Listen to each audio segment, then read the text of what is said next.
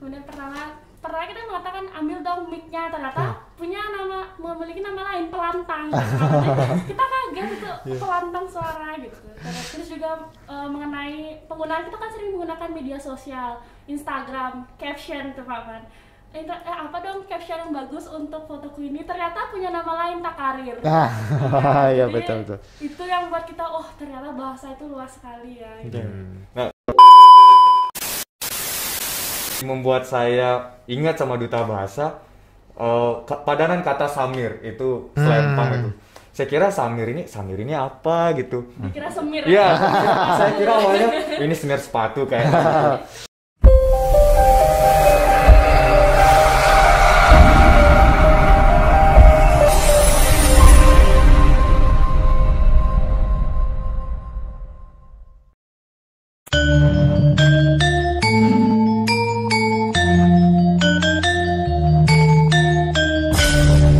Balai Bahasa Provinsi Bali melayani dengan cinta.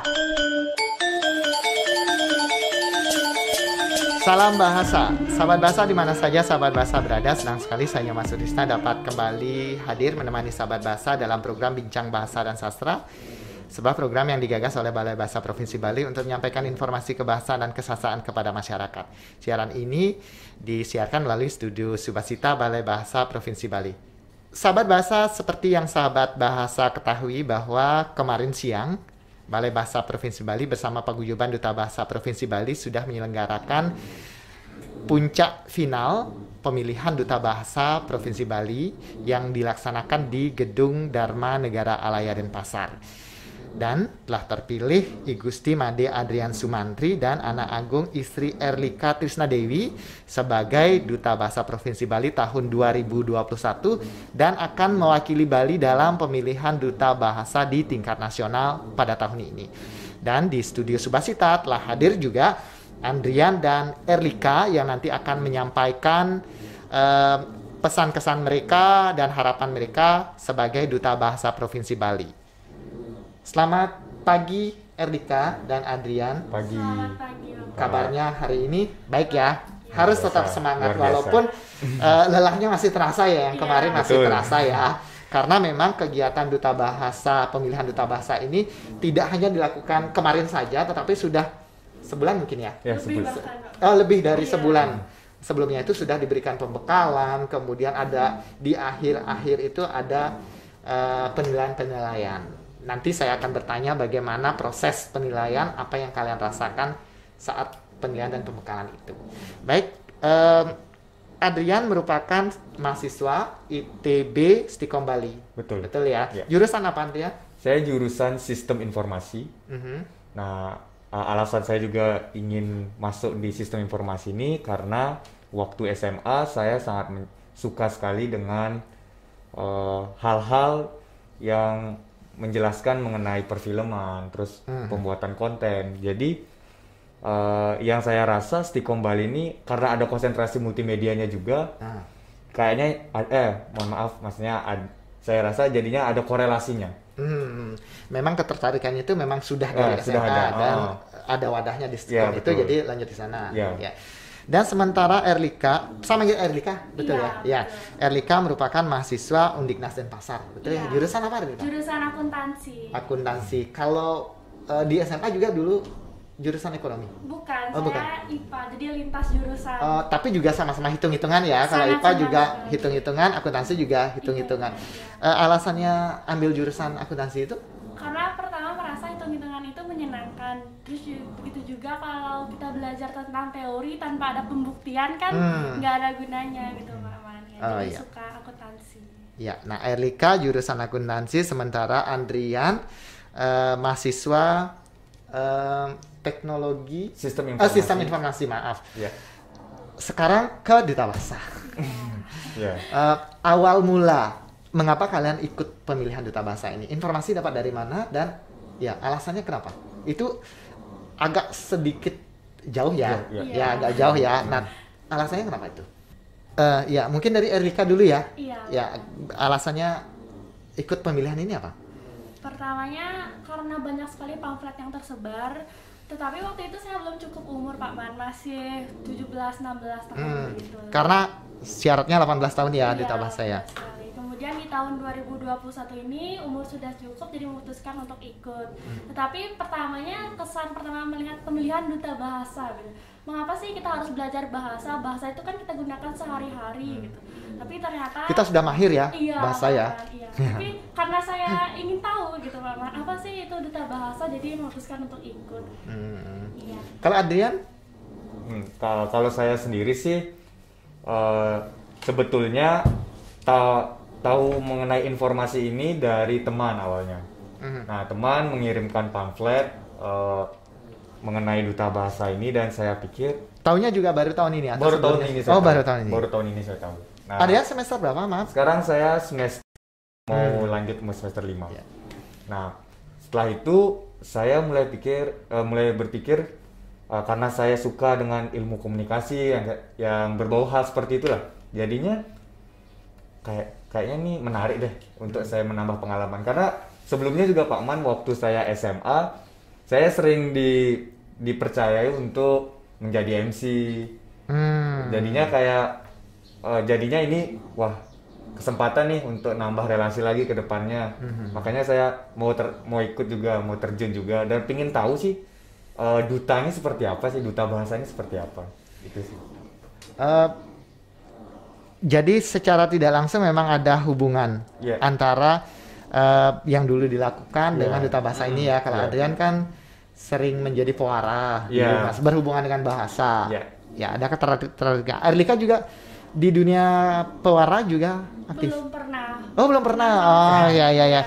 Nanti bisa belajar di sini dan teman-teman duta bahasa juga banyak merupakan seorang pewara dan presenter. Nah, tadi Adrian mengatakan yang berhubungan dengan bahasa itu pengalamannya di pewara, yang berhubungan dengan duta bahasa. Kalau Erdika ada pengalaman-pengalaman sebelumnya tidak yang berhubungan dengan pemilihan ini? Mungkin sebelumnya pernah mengikuti ajang pemilihan duta seperti itu Pak Man ya. Duta wisata? Iya, duta wisata. Kemudian juga duta sekolah yang berkaitan kan kita di Bali dikenal dengan juga bagus. Gitu. Oh iya betul. Jadi di sana mungkin kemampuan Erlika dalam berbahasa itu lebih ke bicara publiknya. Public speaking ya. Di sana.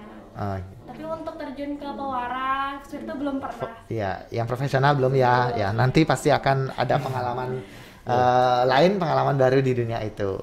Kalau Adrian ada pengalaman lain yang berkenaan dengan kebahasaan, mungkin lomba apa begitu sebelumnya? Untuk lombanya sih saya waktu SMA saja, itu pun ikutnya sekali di akhir-akhir mau kelas 3 SMA ya.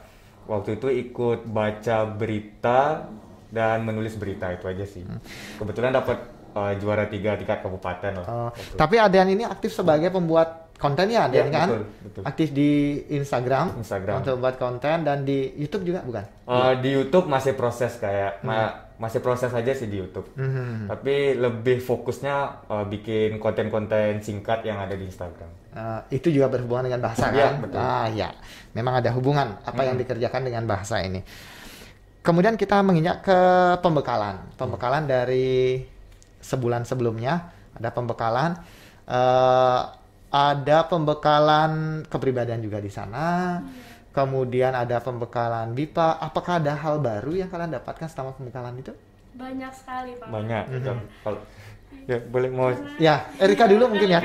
Karena pertama kita kan orang biasa Pak Man ya. Kita belum tahu tentang ini bahasa, duta bahasa, dan kita kan menerapkan 3 kata bahasa yang mengutamakan bahasa Indonesia, melestarikan bahasa daerah dan menguasai bahasa asing. Tapi di sini kita lebih ke bahasa Indonesia.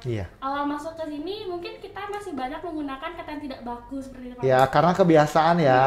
Malah setelah ikut pembekalan baru sadar, ada bahasa baku ya. Iya, seperti kita sering mengatakan kayaknya. Sebenarnya itu bisa digantikan dengan sepertinya. Ya, karena itu pembiasaan saja. Karena terbiasa menggunakan kata kayaknya gitu ya. Contoh tadi, jadi terbiasa di forum formal juga akan terpakai. Ya. Kemudian juga mengenai padanan kata, kita baru tahu hal itu di sini. Iya, betul. Kemudian pernah kita mengatakan ambil dong mic-nya, ternyata memiliki nama lain, pelantang. Kita kaget itu pelantang suara gitu. Terus juga mengenai penggunaan, kita kan sering menggunakan media sosial, Instagram, caption tuh Pak Man. apa dong caption yang bagus untuk fotoku ini, ternyata punya nama lain Takarir. Iya Jadi, betul. itu yang buat kita, oh ternyata bahasa itu luas sekali ya. Gitu. Nah, kalau saya sendiri jujur tidak jauh berbeda dengan pendapat Erlika. Yang pertama kali membuat saya ingat sama duta bahasa, padanan kata Samir itu selempang itu. Saya kira Samir ini apa gitu. Dikira semir. Iya, saya kira awalnya ini semir sepatu kayak gitu. Kok kita setiap hari suruh buat semir sepatu gitu. Apa kita cuma mikirin grooming aja kan? Penampilan aja. Ternyata Samir itu selempang. Ya saya hal-hal seperti itu kayak sepertinya bikin saya, oh ternyata kami mengira bahwa saya dan Erlika sudah menggunakan bahasa yang baik dan benar. Ternyata dalam kehidupan sehari-hari itu masih banyak yang menyimpang. Dan taunya itu baru di duta bahasa. Karena memang belum terbiasa ya. Iya, betul Pak. Nah, dari pengalaman mengikuti pembekalan dulu, ada pembekalan kepribadian ada di sana. Kemudian pembekalan apa lagi ya? Penggunaan internet yang positif ya? Iya, penggunaan internet positif. Terus apa lagi ya? Ada Pengenalan BIPA juga ada di sana. Penggunaan internet yang positif. Ada lagi ya? Apa lagi ya? kemudian juga yang Public speaking. Iya, bicara publik juga ada. Publiknya. Kemudian pemahaman kaidah juga sempat ada ya. Oh, sempat. Ya, pemahaman kaidah Bapak ada. Sendiri Kemudian ya. kemudian pembekalan kesastraan ya dengan buku-buku emas. Kemudian pun bagaimana menulis karya argumentasi. yang baik dan Nah, benar. dari semua pembekalan itu, yang benar-benar baru untuk kalian, yang mana? Yang penulisan kaidah ejaan itu Pak Man. Karena kan kita tahu biasanya kita mengenai KTSP itu Pak Man yang sering luluh itu ternyata tidak semua itu luluh begitu. Kadang juga ada mempesona menjadi ternyata sebenarnya yang benar itu memesona. Mempunyai kita kira kata dasarnya punya, ternyata bukan, bukan punya. Jadi bukan mempunyai tapi mempunyai. Itu benar-benar hal yang baru begitu Pak Man bagi kita. Betul. Nah, kalau saya sendiri waktu pembekalan itu yang sangat melekat penulisan karangan argumentasi yang baik dan benar. Karena saya kan dari latar belakang yang belajar dari literasi digital Pak. Jadinya penulisan tuh saya rasa masih minim lah. Dan itu benar-benar akhirnya terbukti. Jadinya kemampuan saya rasa kurang di sana. Jadinya semakin kesini saya sepertinya pingin untuk meningkatkan di bidang itu. Biar seimbang lah. Sekarang kan hiburannya udah ada. Pembelajarannya juga harus ada, itu sih jadinya jadi motivasi saya juga. Nah, selama pembekalan itu pengalaman apa yang kalian dapatkan? Suka, duka? Kalau dipresentasikan lebih banyak yang mana? Duka ya? Kalau saya suka sih. Kalau saya suka. Apalagi mulai dari sukanya dulu ya. kalau Sukanya saya, ada dance itu kan kayak. Oh, itu dunia baru ya? Ya, maksudnya. Ya jadi kegiatan pembekalan itu menyenangkan aja. Kayak saya jadiin itu sebagai hiburan jadinya. Iya, betul. Opening dance kayak. Ya biasanya kan di sekolah-sekolah nggak pernah saya kayak gitu. Kalau Erlika yang positifnya dulu? Pertama sukanya itu karena masuk ke duta bahasa benar-benar cinta Indonesia sekali Pak Man. Lagu-lagunya iya. Betul. Cinta gitu. Kemudian juga belajar tentang, kalau misalnya ditanya tentang dukanya Pak Man ya, kita di sini sebagai seorang duta bahasa punya kesan di masyarakat Pak Man. Jadi baru kita keluar dari balai bahasa, oh ini loh duta bahasa kita ya sekarang. Jadi ada beban ya, nambah lagi sedikit bebannya ya, betul tanggung jawab. Jadi ketika kita berbicara pasti diperhatikan, pasti dikoreksi juga. Ketika pernah Erlika masih dalam tahap pembekalan, kemudian bertemu dengan teman-teman, mungkin sempat menggunakan bahasa yang kurang baku gitu Pak, ya bukan karena kamu kenapa duta bahasa berbicara seperti ini? Malahan teman yang mengingatkan kita, iya. Punya tanggung jawab. Itu dukanya mungkin kadang kesan kita harus kita pertanggungjawabkan. Iya, gitu. betul. Beban kita bertambah. Itu ya. Bertemu relasi baru mungkin ya, bertemu teman baru yang dari kampus yang berbeda, kemudian latar belakang berbeda, bertemu dengan senior duta bahasa yang sudah memiliki pengalaman, itu juga bisa dikatakan suka mungkin ya? Suka. Sangat suka. Jujur saya suka sekali. saat pembekalan, malah sebelum pembekalan, kalian diwajibkan untuk membuat sebuah karangan argumentasi. Di karangan tersebut kalian diminta untuk memberikan gagasan atau mencari masalah yang kalian temui lalu menawarkan solusi. Karangan apa yang kalian bawa waktu pembekalan? Kalau saya sendiri, karangan yang saya buat mengenai generasi Z yang mampu berbahasa asing menjadi bukti bahwa itu menjadi kemajuan negara ke depannya. Nah, karena ini jadi keresahan saya dulu Pak Man, waktu masih SMP bahkan SD. Saya SMP SD itu tidak bisa bahasa Inggris sama sekali. Sedangkan kita kan sekarang di era globalisasi, minimal kita setidaknya bisa berkomunikasi. Walaupun secara aturan kaidahnya mungkin masih banyak yang salah. Tapi saya punya, dan mempelajari bahasa asing ini saya mendapatkan metode yang lebih ampuhnya itu ketika saya SMA. Nah, SMA-nya saya Adrian di Bali Mandara ya kalau ya, saya di SMA Bali Mandara.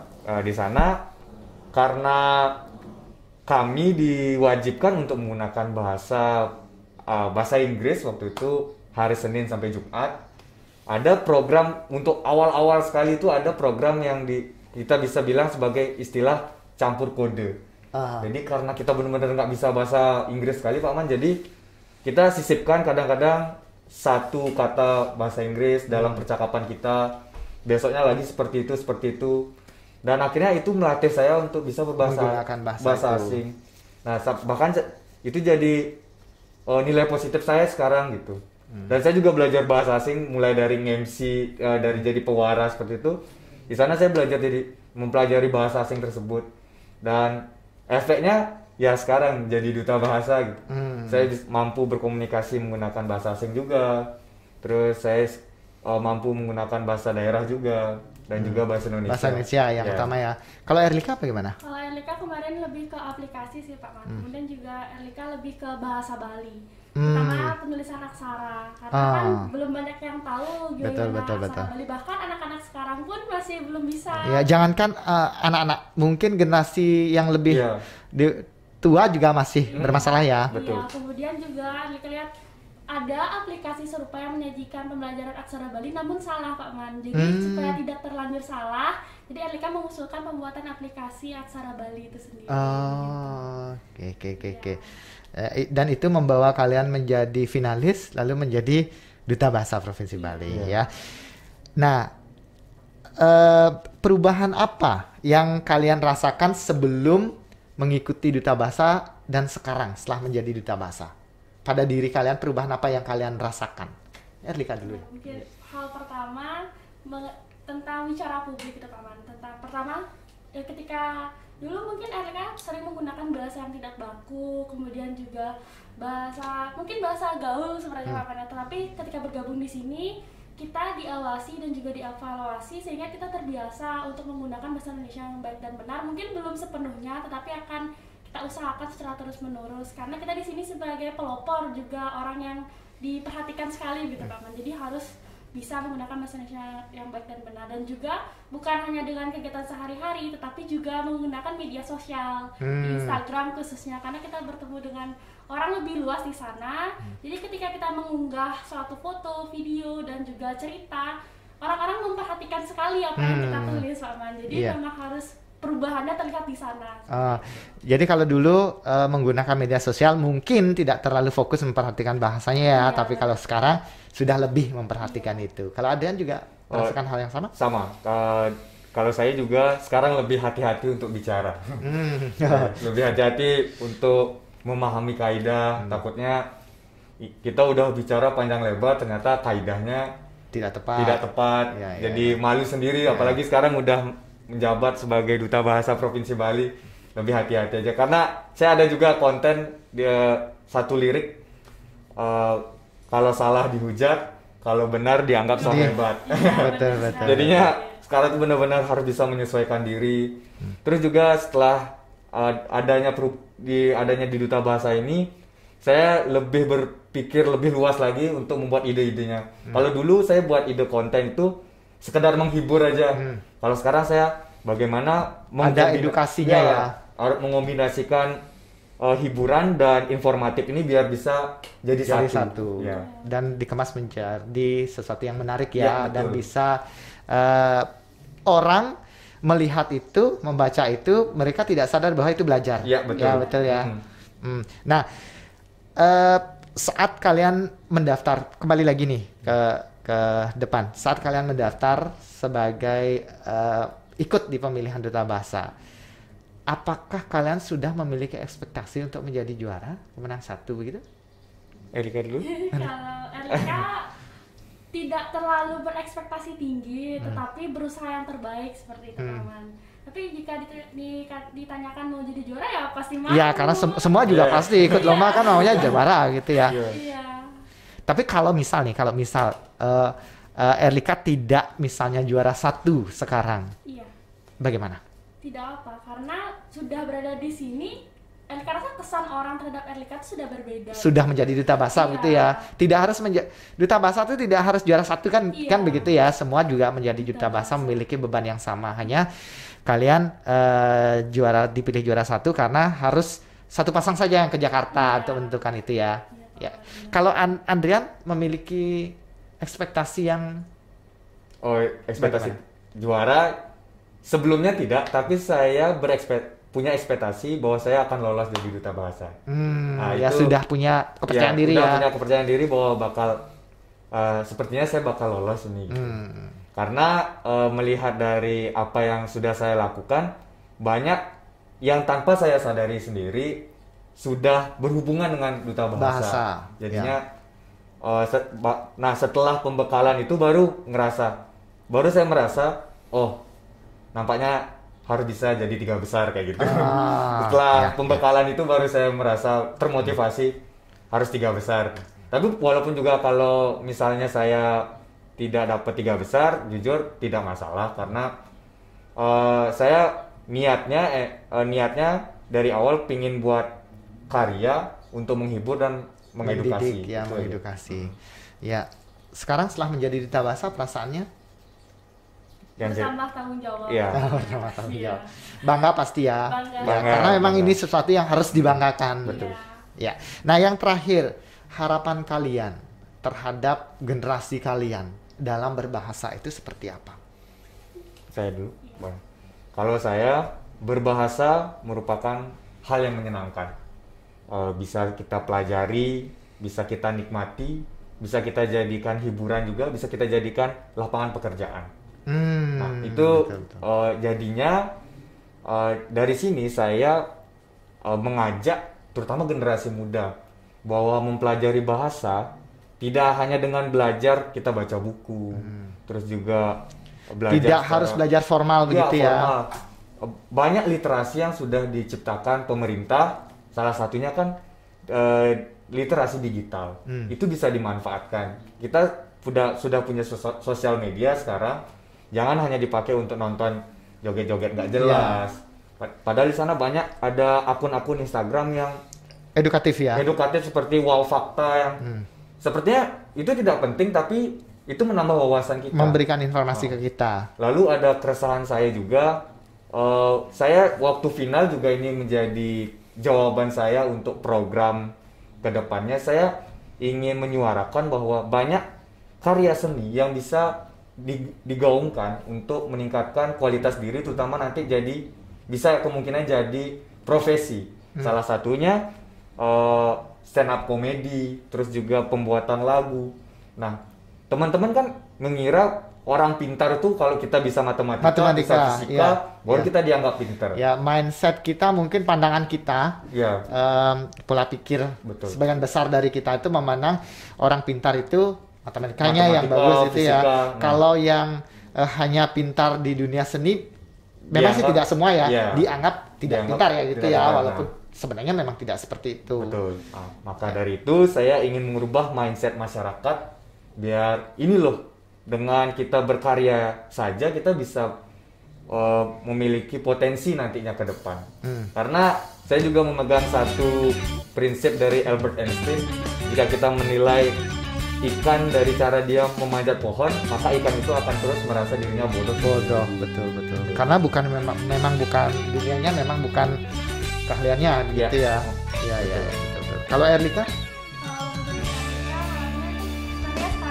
Bahasa dan sastra Indonesia Menggunakan bahasa gaul karena melayani dan menjalin kerjasama Lebih ya, ya. bukan di bawah mereka, tapi perlu mereka sadari juga mereka merupakan bahasa dan sastra Indonesia. Indonesia yang memiliki bahasa Indonesia ya. Dan perlu diingat juga kita kan Undang-Undang Nomor 21 Tahun 2009 ingin menjadikan bahasa Indonesia itu menjadi bahasa Indonesia. Iya, betul. Itulah kita sebagai generasi harus sadar akan keberadaan bahasa Indonesia, menggunakan, mempelajarinya di sekolah. Dan harusnya kita itu sebagai bahasa Indonesia itu mempelajari bahasa Indonesia. Dan harus bangga memiliki bahasa Indonesia begitu Harus ya. bangga sih, betul sih, betul.